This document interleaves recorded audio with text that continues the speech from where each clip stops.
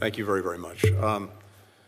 Chairman Coons, Ranking Member Graham, very good to be with you. Chair Murray, Vice Chair Collins, to all the committee members here today, thank you for this opportunity to speak with you about our proposed FY24 budget for the State Department and USAID. And I think as you've both laid out in different ways, we are meeting at an inflection point.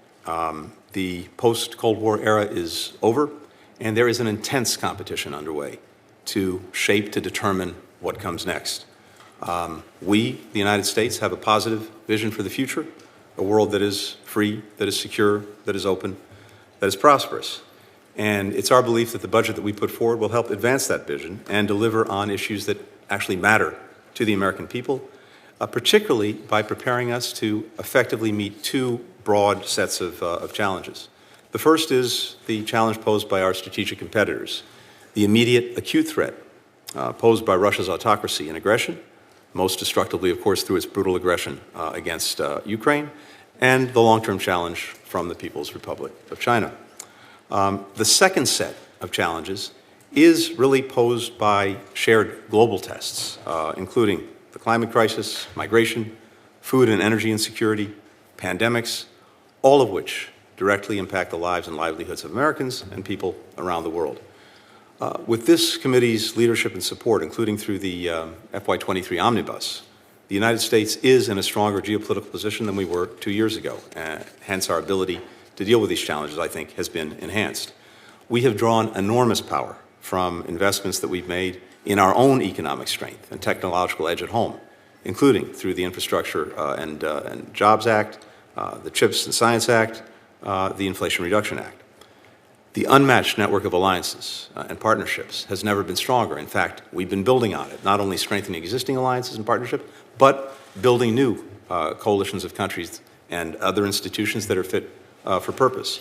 We're expanding our presence in critical regions like the Indo-Pacific.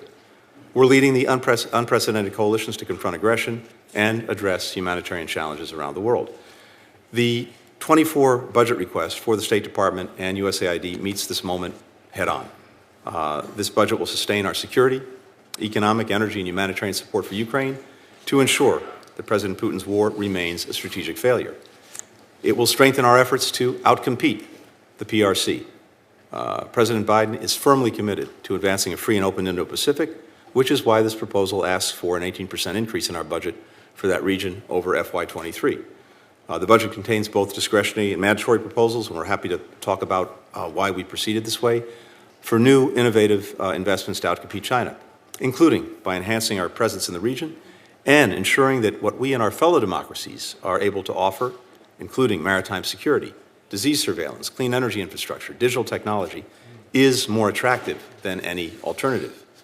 The budget will help us push back on advancing authoritarianism and democratic backsliding by strengthening democracies around the world, including through supporting independent media, countering corruption, defending free and fair elections. And it will allow us to pay our contributions to international organizations because we need to be at the table wherever and whenever new international rules that affect the livelihoods of our people are being debated and being decided.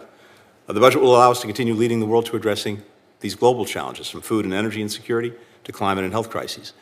And just on that last point, as you all know, we're celebrating now the 20th anniversary of PEPFAR, which I think is one of the greatest achievements in our foreign policy over the last decades. It's helped us save 25 million lives around the world. This budget will help us continue the fight against HIV/AIDS while advancing health security more broadly through a new Bureau of Global Health Security and Diplomacy, which I look forward to working with Congress to establish this year. The budget will advance our efforts to modernize the State Department, including by expanding our training float, updating our technology, carrying out diversity, equity, inclusion, and accessibility initiatives, including to make our overseas missions more accessible. I'm grateful for the progress we've already made together, including Congress's support in updating the Secure Embassy Construction and Counterterrorism Act and Accountability Review Board to give us some of the flexibility that we need to open new missions and better manage the risks that we face. We know there's more to do, and we're looking forward to working with Congress to accelerate these modernization efforts so that the department can better attract, better retain, and support a first-rate workforce as they advance our interests in what is a very complex and fast-moving world. Finally, the budget will further a personal priority for me, and I know for many of you, and that is supporting enduring welcome our whole-of-government effort to resettle our Afghan allies. Keeping our promises to those who served alongside the U.S. remains an unwavering priority. This budget will help us continue to make good on that commitment. When I took on this role, I committed to doing my part to try to restore Congress's place as an equal partner in our foreign policy making. I'm determined to continue to do that and very much appreciate the work that we've been able to do with this committee over the last couple of years and look forward to the work ahead. And with that, I welcome any questions.